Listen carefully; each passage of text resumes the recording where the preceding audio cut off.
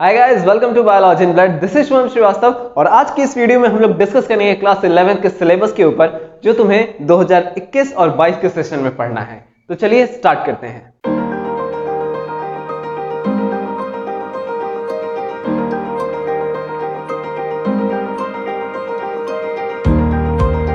तो जैसे ही तुम क्लास 10th पास करके क्लास 11th में आते हो, तुम्हें तुम्हारे सिलेबस में एक बहुत बड़ा चेंज देखने को मिलता है।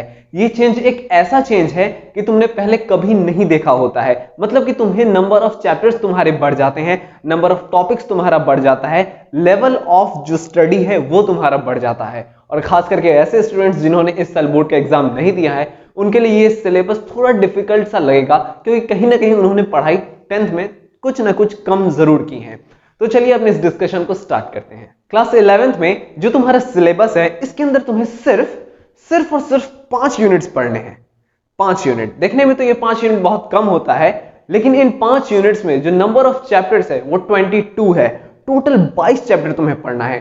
5 यूनिट इनमें जो तुम्हें पढ़ने हैं वो कुछ इस तरीके से है। पहला है diversity in the living world, second है तुम्हारा structural organisation in plants and animals, तीसरा यूनिट जो है तुम्हारा वो है सेल स्ट्रक्चर एंड फंक्शन, चौथा यूनिट है प्लांट फिजियोलॉजी एंड पांचवा यूनिट है ह्यूमन फिजियोलॉजी। पहला यूनिट जो है तुम्हारा diversity in the living world, इसके अंदर तुम्हें 4 चैप्टर पढ़ने हैं। वो 4 चैप्टर है, पहला है द लिविंग वर्ल्ड, दूसरा है उसमें बायोलॉजिकल क्लासिफिकेशन, तीसरा है उसमें प्लांट किंगडम एंड चौथा है एनिमल किंगडम। तो द लिविंग वर्ल्ड के अंदर हमें क्या क्या पढ़ना है इस चैप्टर के अंदर? जैसे ही हमारा ये 11 का स्टडी स्टार्ट होता है, इसके अंदर हमें सबसे पहले पढ़ना है द लिविंग वर्ल्ड। इस लिविंग वर्ल्ड के अंदर सबसे पहले हमें देखना है व्हाट इज लाइफ। क्योंकि बायोलॉजी का बेसिक होता है लाइफ ही है बायोलॉजी लाइफ की स्टडी है, इसलिए हमें देखना है व्हाट इज लाइफ। इसके बाद हमें देखना है व्हाट इज लिविंग, ये लाइफ और लिविंग क्या होता है, इन चीजों को देखना है। इसी चैप्टर के अंदर हमें देखने को मिलेगा किसी भी लिविंग ऑर्गेनिज्म का जो साइंटिफिक नेम, जो बायोलॉजिकल नेम उसको प्रोवाइड कराते हैं हम, वो किस तरीके से हम उसे दिया जाता है, किस तरीके से उनके बायोलॉजिकल नेम को लिखा जाता है, इस चीज को हमें वहां पर देखना है। किस तरीके से लिविंग ऑर्गेनिज्म का कौन सा हैबिट है, किस तरीके से वो रहते हैं, किंगडम, फाइलम, ये सब क्या होते हैं, इन सब चीजों को देखना है। ये कंप्लीट करने के बाद जैसे ही हम अपने सेकंड चैप्टर की ओर पढ़ेंगे जो बायोलॉजिकल क्लासिफिकेशन है, इस चैप्टर के अंदर हमें यह देखना है कि लिविंग ऑर्गेनिजम्स को हमने किस तरीके से अरेंज कर दिया है, अलग अलग कैटेगरीज में किस तरीके से बांट के रखा है। इसमें सबसे पहले हमें पढ़ना है 2 किंगडम सिस्टम ऑफ क्लासिफिकेशन, इसके बाद पढ़ना है 3 kingdom system of classification, 4 kingdom system of classification and finally RH Whittaker ने जो 5 किंगडम सिस्टम ऑफ क्लासिफिकेशन दिया था उसके ऊपर हमारा डिस्कशन होगा। ये पूरा चैप्टर आरएच विटेकर के 5 किंगडम सिस्टम ऑफ क्लासिफिकेशन के ऊपर बेस्ड है। इस चैप्टर के अंदर हम देखेंगे कि किस तरीके से 5 kingdom Monera, protista, fungi, Plantae और एनिमेलिया है, इनके बारे में हमें देखना है। इस चैप्टर के अंदर हम मोनेरा को इन डिटेल पढ़ेंगे, प्रोटिस्टा को इन डिटेल पढ़ेंगे, फंजाई को इन डिटेल पढ़ेंगे और kingdom Plantae and kingdom animalia का एक बेसिक इंट्रोडक्शन हम देखेंगे। इसी चैप्टर में लास्ट में हमें वायरस, वायरोइड्स एंड लाइकेन के बारे में देखना है। ये देख करके हम इस चैप्टर को सम अप करेंगे। आफ्टर दैट हम अपने तीसरे चैप्टर की ओर बढ़ेंगे जिसका नाम है प्लांट किंगडम। आरएच विटेकर के क्लासिफिकेशन के अकॉर्डिंग जो प्लांट किंगडम को जिस तरीके से हमने बनाया है, उनके अंदर जिन जिन कैटेगरीज को हमने अरेंज किया है, उनके बारे में हमें देखना है। इस चैप्टर के अंदर हम देखेंगे क्या है बेसिस ऑफ क्लासिफिकेशन, क्या है किंगडम प्लांटी का क्लासिफिकेशन, जिसके अंदर हमें algae, bryophyta, pteridophyta, gymnosperm and angiosperm, in 5 divisions के बारे में देखना है और समझना है। ये चैप्टर बहुत ही आसान और बहुत ही मजेदार है। ये कंप्लीट कर लेने के बाद हमारा चौथा चैप्टर स्टार्ट होगा जिसे हम एनिमल किंगडम कहते हैं। इसके अंदर हम देखेंगे कि किस तरीके से एनिमल्स को किन किन कैटेगरीज में और किन किन प्रॉपर्टीज के आधार पर, किन किन फंक्शन के बेसिस पे हमने इसको अलग अलग फाइलम्स में डिवाइड कर दिया है। तो टोटल एनिमल किंगडम को हमने 11 फाइलम्स में डिवाइड किया है, starting from the phylum Porifera, Coelenterata, Ctenophora, Platyhelminthes, Aschelminthes, Annelida, Arthropoda, Mollusca, Echinodermata, Hemichordata and Chordata. ये 11 फाइलम्स की स्टडी हमें इस चैप्टर के अंदर करनी है। एंड फाइनली ये जो कॉर्डेटा का जो पोर्शन है, इसका थोड़ा सा और डिस्क्रिप्शन, मतलब इसको थोड़ा सा और इन डिटेल जाकर के हमें यहां पर देखना है। इस तरीके से हमारा ये पहला यूनिट कंप्लीट होगा।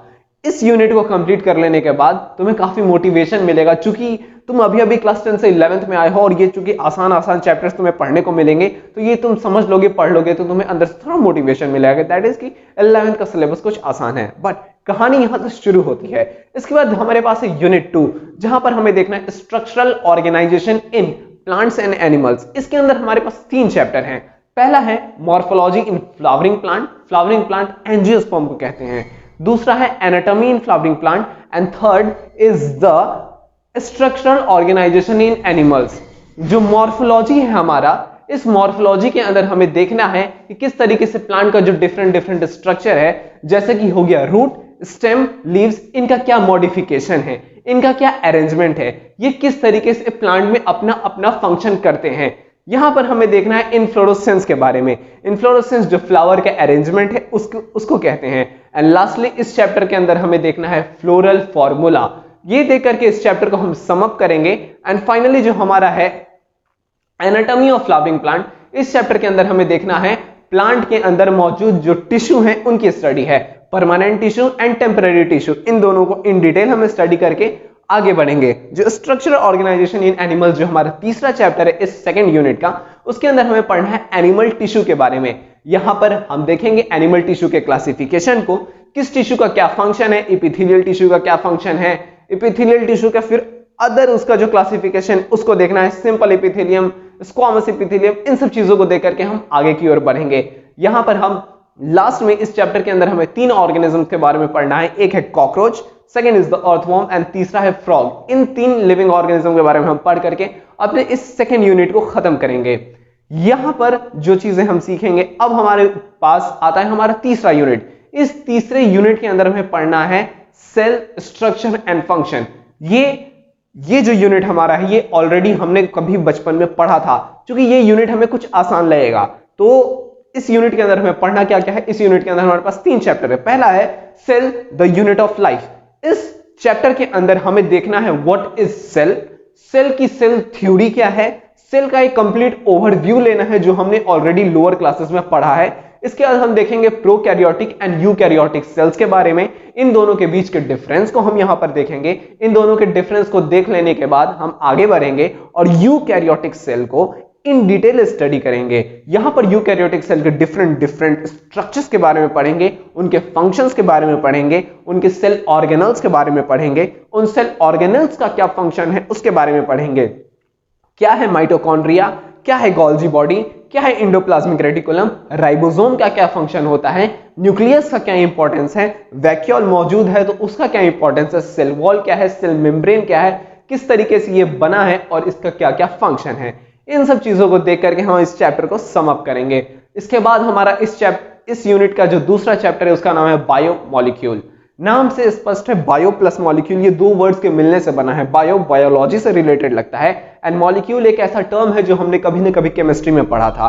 तो बायो एंड मॉलिक्यूल मतलब ये बायोलॉजी और केमिस्ट्री दोनों का मिक्सचर लगता है। बिल्कुल ये दोनों का मिक्सचर है। ये एक बायोकेमिस्ट्री का टॉपिक है। इस चैप्टर के अंदर हमें पढ़ना ये है कि किस तरीके से जो मॉलिक्यूल्स हैं वो हमारे बायोलॉजिकल फंक्शन को कोऑर्डिनेट करते हैं। मतलब जो प्रोटीन है, लिपिड है, कार्बोहाइड्रेट है, अमीनो एसिड है, इन सब चीजों के बारे में इस चैप्टर के अंदर हमें पढ़ना है और इनका क्या हमारे बॉडी में इंपॉर्टेंस है और किस तरीके से हमारे लाइफ को आसान बनाते हैं। इन सब चीजों को देख करके हम अपने तीसरे चैप्टर की ओर बढ़ेंगे जो हमें इस यूनिट में पढ़ना है।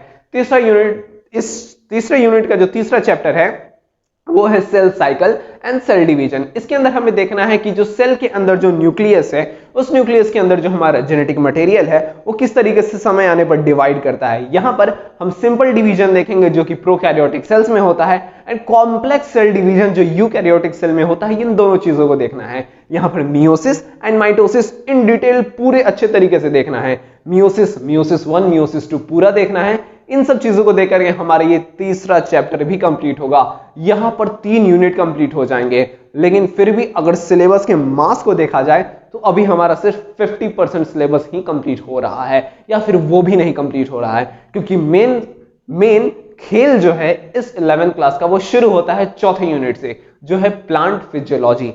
प्लांट फिजियोलॉजी के अंदर हमें पढ़ना है टोटल 5 चैप्टर। इसके अंदर हमारा है transport in plant, mineral nutrition, photosynthesis in higher plant, respiration in higher plants and growth and development in plants. ये 5 चैप्टर है। इन 5 चैप्टर के अंदर हमें A to Z प्लांट से रिलेटेड एवरीथिंग हम यहां पर देख लेंगे कि किस तरीके से रूट सॉइल से मिनरल एंड वाटर को एब्जॉर्ब करता है एंड ट्रांसपोर्ट इन प्लांट। इस चैप्टर में देखेंगे कि किस तरीके से जाइलम एंड फ्लोएम अपने अपने फंक्शंस को परफॉर्म करते हैं and mineral and water and food को प्लांट के एक पार्ट से लेकर के दूसरे पार्ट तक पहुंचाते हैं। इसी में जो नेक्स्ट चैप्टर है इसके अंदर हम देखेंगे कि किस तरीके से मिनरल्स का न्यूट्रिशन होता है प्लांट्स के अंदर, मिनरल्स का क्या इंपॉर्टेंस है इन प्लांट्स के अंदर, इस चीज को देखना है। And finally in the third chapter हम देखेंगे किस तरीके से रेस्पिरेशन होता है प्लांट में। प्लांट का हर एक पार्ट अपना रेस्पिरेशन खुद करता है। लीव्स में अपना रेस्पिरेशन अपने ढंग से होता है, स्टेम में अपना रेस्पिरेशन उसके ढंग से होता है, रूट्स का रेस्पिरेशन उसी में अपने ढंग से होता है। इन सारी चीजों को देख करके हम देखेंगे फोटोसिंथेसिस क्या होता है। फोटोसिंथेसिस एक ऐसा प्रोसेस है जिसमें कि प्लांट्स अपना फूड खुद बनाते हैं, तो वो कैसे करते हैं इन चीज को पूरे एक चैप्टर में। किसी जमाने में हमने फोटोसिंथेसिस को एक लाइन में पढ़ा था एंड देखो अब माहौल कुछ ऐसा है कि फोटोसिंथेसिस पूरा का पूरा एक चैप्टर है उसके अंदर हमें देखने को मिलेगा। इसके बाद हमारे पास जो भी है प्लांट में, इन सब चीजों के बाद प्लांट किस तरीके से ग्रो करता है, ग्रोथ इन प्लांट, एक छोटा सा बीज बहुत बड़ा प्लांट बन जाता है, बहुत बड़ा पेड़ बन जाता है, ये कैसे होता है, ये पूरा का पूरा ये प्लांट फिजियोलॉजी इस चैप्टर में हमें देखने को मिलेगा। इसके बाद शुरू होता है हमारा 5वां unit, the most important unit, most interesting unit, सबसे मजेदार, सबसे अच्छा, क्योंकि बायो जो लेते हैं मैक्सिमम ऑफ उसका यही ड्रीम होता है कि वो मेडिकल साइंस की तरफ बढ़े, और चूंकि ये यूनिट पूरा का पूरा ह्यूमन फिजियोलॉजी से रिलेटेड है इसलिए बहुत ही इंटरेस्टिंग सा लगता है।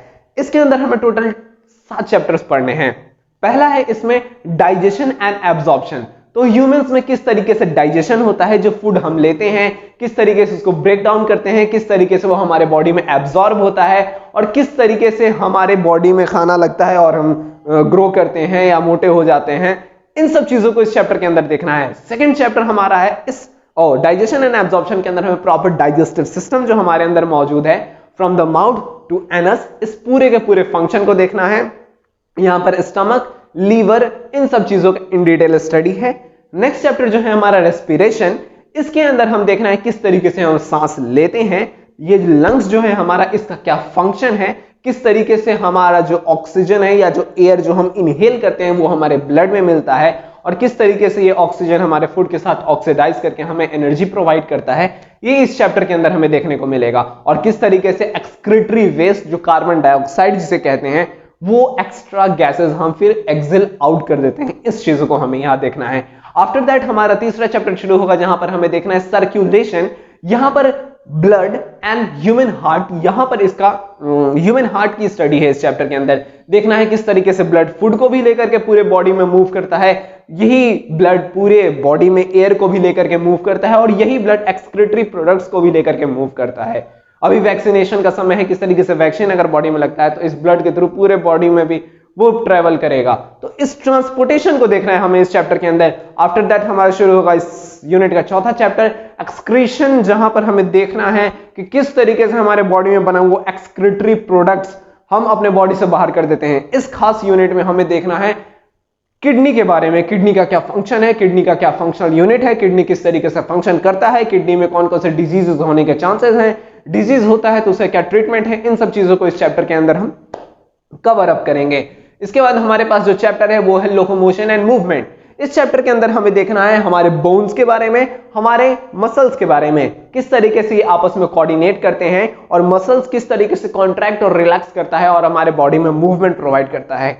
बोन किस तरीके से हमारा प्रॉपर एक स्केलेटल सिस्टम हमें प्रोवाइड करता है ताकि हमें एक परफेक्ट ढांचा हमारे शरीर को देता है। इन सब चीजों को इस चैप्टर के अंदर देखना है। एंड इसके बाद नेक्स्ट चैप्टर इसी में हमें देखना है कंट्रोल एंड कोऑर्डिनेशन। यहां पर हमें हमारे ब्रेन के बारे में पढ़ना है। इस चैप्टर में हम देखेंगे कि किस तरीके से हमारा ब्रेन आपस में कोऑर्डिनेट करता है दूसरे ऑर्गन्स के साथ, और दूसरे ऑर्गन के साथ कंट्रोल करके उसको उसका फंक्शन करने के लिए प्रमोट करता है। ये माइक है, ये मैं हूं, ये मैं अपने फोन से रिकॉर्ड कर रहा हूं, इन सब चीजों को हम समझ रहे हैं, हम देख रहे हैं कि कौन सा वीडियो चल रहा है, मतलब हर चीजों को हम समझ पा लेते हैं। यही चीज हमें इस चैप्टर के अंदर पढ़ना है। And the last chapter of this unit is the chemical control and coordination. इस चैप्टर के अंदर हमें देखना है किस तरीके से हमारे अंदर जो हार्मोन्स का सिक्रेशन होता है, चाहे वो LH हो, FSH हो, इन सब चीजों का सिक्रेशन जो होता है हमारे बॉडी में, इन सब चीजों का सिक्रेशन कैसे होता है और इसका बॉडी में क्या इंपॉर्टेंस है, इस सब चीजों को देख करके हम अपने 11th की इस सिलेबस को खत्म करेंगे। तो ये रहा 11th क्लास का 2021-22 का सिलेबस। उम्मीद है तुम्हें समझ में आया होगा। इन्हीं चीजों को हम आने वाले दिनों में पढ़ने वाले हैं। अगर ये वीडियो पसंद आया हो तो अपने दोस्तों को शेयर करो, फटाफट उन लोगों को बताओ जिनको इसके बारे में नहीं मालूम है। नंबर ऑफ व्यूवर्स बढ़ेंगे तो वीडियो बनाने में और ज्यादा मजा आने वाला है।